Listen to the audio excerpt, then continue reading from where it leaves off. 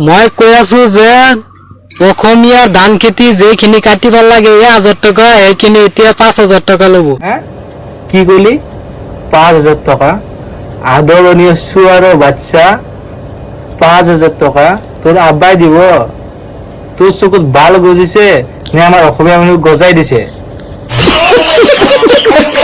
চুৱাৰৰ বাচ্চা, আমাৰ অসমীয়া মানুহ তই ধান কটা দেখা নাই?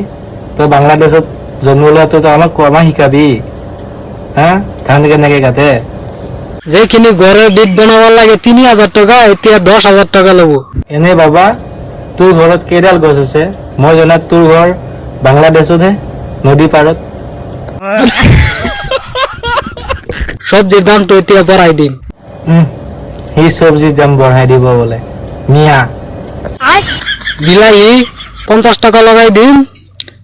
বেঙেনা দাম 300 টকা বঢ়াই দিম। এনে তই যোগান মন্ত্ৰী নে তোৰ বাপেৰে যোগান মন্ত্ৰী? সি বোলে চব্জিৰ দাম বঢ়াব। হেমা মামা, এই মিয়াবোৰক না জলদি আমাৰ অসমৰ পৰা আঁতৰাব লাগে। CM ছাৰ, আৰু এই ভিডিঅ'টো ইমানে শ্বেয়াৰ কৰক যাতে আমাৰ CM ছাৰৰ ওচৰৰ ভিডিঅ'টো পাইগে। আৰু মামা আপোনাক অনুৰোধ, আমাৰ অসমত যিমানখিনি মিয়া আছে বাংলাদেশী আছে জলদি আঁতৰাক জাবৰাবিলাক।